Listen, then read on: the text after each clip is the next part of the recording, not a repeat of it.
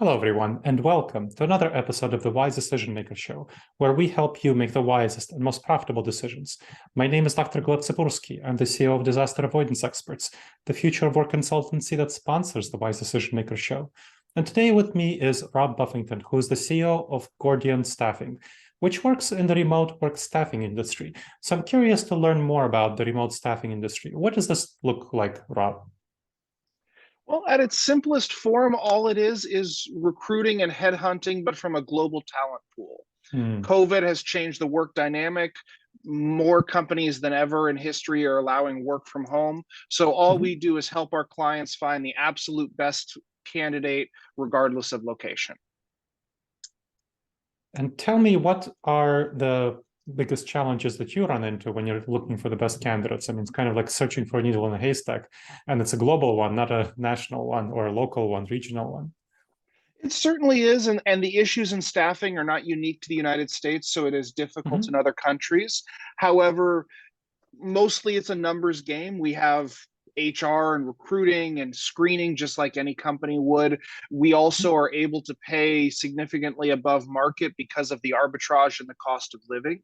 So we Mhm. provide full medical benefits, we provide a savings account, we provide very good benefits and salary to our employees, which in turn encourages them to stay long term, which is better for our clients. So Mhm. after a couple of years, we have a reputation of being a good company to work for that treats its employees well, and that benefits everyone.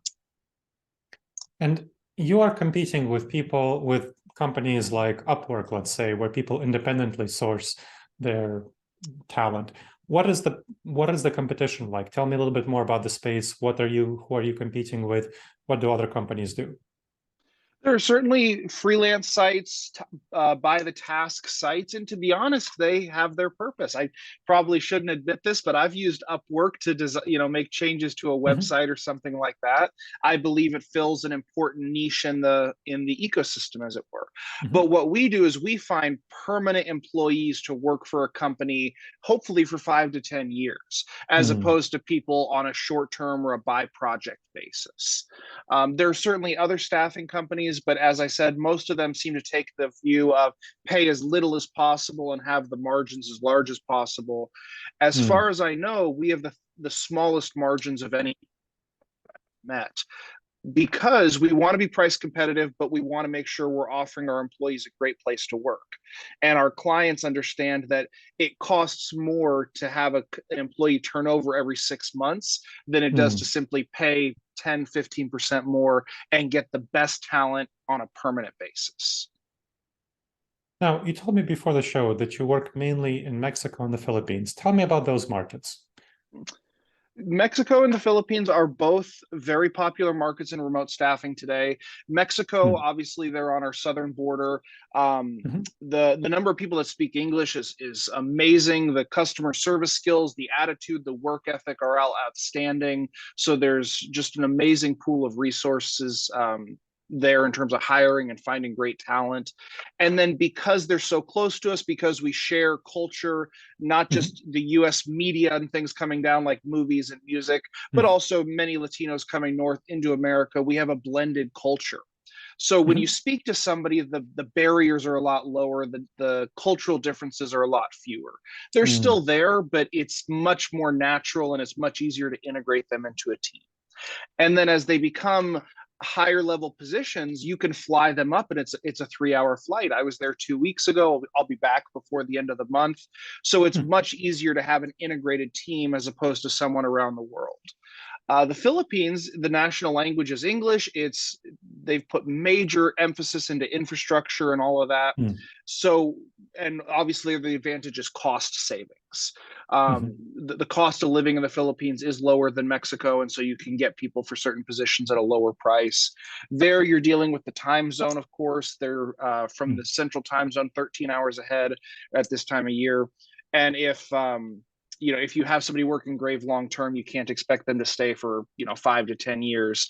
But if they work their day shift, then there's a communication barrier. But for some positions, data entry, AP, bookkeeping, there's certainly positions where that can be a good resource for people. It all depends on the individual client's needs. Mhm. So Tell me a little bit about how a typical engagement would happen with you. Client contacts you, and what do you do to find the staff that they need?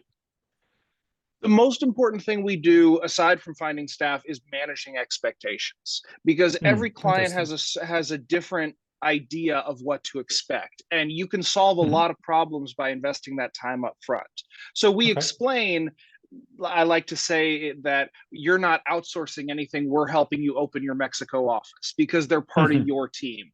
They have your company email, they have your company phone number. They should attend training and meetings and socials. Mhm. Last Friday, we had a virtual social and everyone was there, majority of people being from Mexico. So we manage expectations. We help them navigate cultural pitfalls, things that often cause friction when people have different cultural interpretations and Mm. expectations. And we kind of guide them, not just upfront, but throughout the process. And then the next most important thing we do is we identify what it is they actually need. Because a lot of Okay. people come to us simply saying, I need help. I don't have enough people. I need help.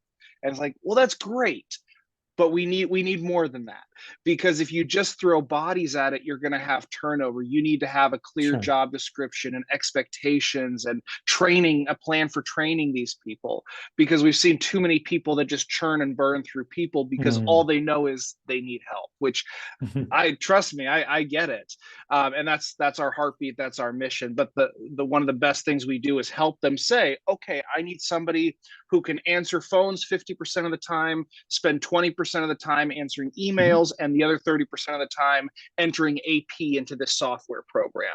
So they'll need X, Y, and Z. And so when you have that, you can find the right candidate, because you can hire a great person for the wrong place and have it not Mm. work out. It doesn't mean that they're a bad employee. It doesn't mean that you're a bad employer. It means that you didn't do your research and you didn't prepare the people properly. So that's the second thing. And then what you would expect is, we go out, we interview, we pre-screen. We have offices, Guadalajara, Mexico City, and Manila. We do our interviews, we do our skills tests, and when we're confident in a round of candidates, we present to the client so they can interview. The idea being that any of the three could probably do the job, but we want to find out which one they connect with, which one they have the best Sure. chemistry with. And then after that, after they select somebody, we stay in touch for a lot of the effort is in the first 9 days, monthly after that, to say, hey, how are things going? Is there anything you need help with? Anything you're concerned about with both the client and the Mhm. employee? Because a lot of times they'll talk to us when they don't want to be confrontational. And so Mhm. we can find a way to help people Mm. address issues that makes it better for everyone. And so, does the employee, are they officially working for Gordian Staffing, or are they working? Okay. Yes, legally, because they're either Filipino or Mexican citizens, they need to be employed by a domestic Mexican or Filipino company. So we have Mhm. entities in both places, which have contracts with Gordian US, which we're all owned, the owner of all three entities, and then the US entity contracts with our American or Canadian clients. Mhm. Mhm. So, what are the biggest surprises for clients when they start working with you?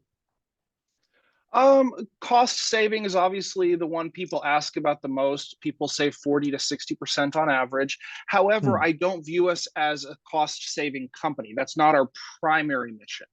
Will you save money? Absolutely. But I believe we're in the superior staffing business. So one Mm. of the things that we try to overcome is we don't like the term VA. There's nothing wrong with it. Virtual assistant, it's certainly an industry standard term. But because it's become associated with call centers, with Mm. frustrating experiences, we prefer to call our people remote team members, RTMs. And so that helps people feel like, oh, this is one of my employees. Mhm. And so one of the first things we try to convince people of is it's not inferior people for inferior price. I would Mm. put my employees on par with anybody in an equal position anywhere in the world. We have some of the best people working for us, and our goal is not primarily to save you money. It's to find the best people, and saving money is a byproduct. Mhm. And how do are the companies that you work with, are most of their employees in person? Are most of their employees remote? What's the situation for most of the clients that you work with? Most of our clients are predominantly domestic. However, because of COVID, domestic can also overlap with remote. So they've been forced to let employees work from home. They've realized it's pretty nice, actually, and they realize, why not just apply that to its logical conclusion and hire remote people from everywhere.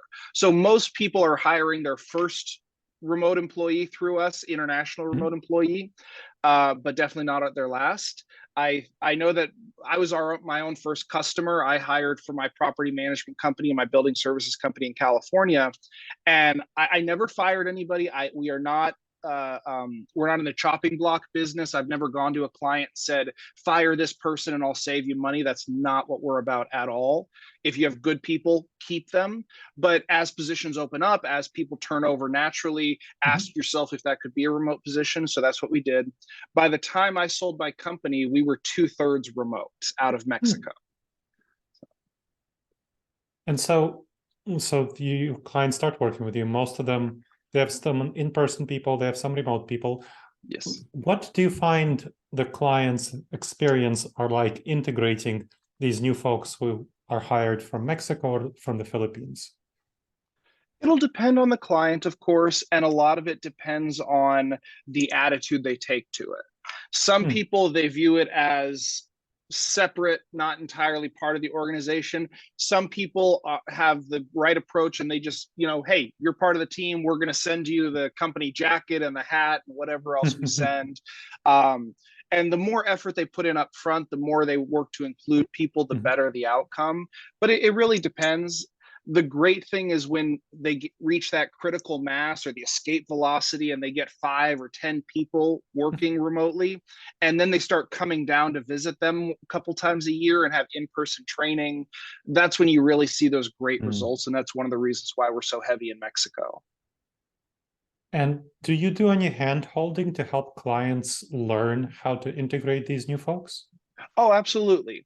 Aside from the introductory call, we send out regular newsletters with updates and recommendations. We check in particularly as it relates to, I believe it's day 2, 5, 12, 30, 60, and 90 with phone calls or emails. How are things going? What are you struggling with?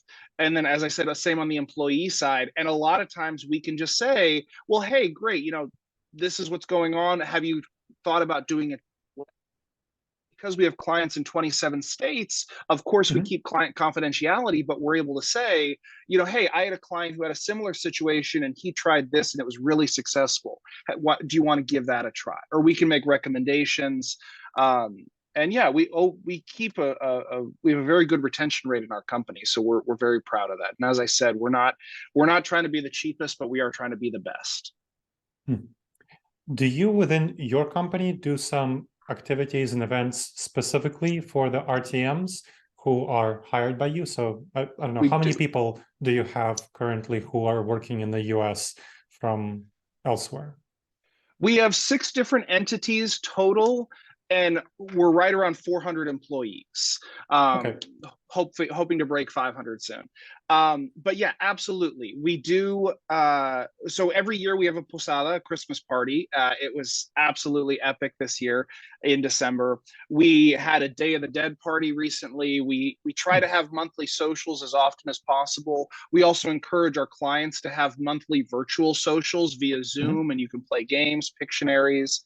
But that's one of the biggest differences between us and other staffing companies or Upwork, is that you have that third party that is in the relationship and talking to people and finding out what they can do. Our policy is that an HR generalist should be calling each employee on a monthly basis and just saying, how you doing? Do you need anything? Is there anything we can help with? And answering questions. Sometimes it's just confusion. Most problems are not really problems. They're mismatched expectations or poor communication. And we try to help bridge that. Okay. Let me circle back to something I remember you saying before about the kind of benefits you provide. So what kind of benefits do you provide to the RTMs? So it's a very good package. It's full major and minor medical. They get restaurant and food tickets. They get an employer matched savings fund, which is 8%. And then they get aguinaldo, which is a 13th month or Christmas bonus. That's 1 month's pay, which is above law benefits. And it's extremely uncommon, I would say. But again, we want to send the message that this is a place you can stay long term. This is a place that wants the best. And I think that the return we get out of getting the best people and keeping the best people is far better than the cost to us. Mm-hmm. Now, I want to ask about that critical mass. You said that when there are 5 RTMs, that becomes something of a critical mass. What do you mean by that? Well, don't get me wrong. We absolutely have smaller companies and they hire one and that's all they have for years. And it works great. There's nothing wrong with that. But I've noticed that there are levels that people get to. And if a year in, they've only hired 1 or 2 and they're not a small company, it means that they're not seeing the full potential. It's nice. They used it for 1 or 2 things, but if they hire 5, they're going to hire 20. And they're going to they're going to keep going. So the same way that a rocket has to break the Earth's gravity and reach terminal velocity, escape velocity, there's that critical number, and it's different for every company, and it depends on their needs, of course.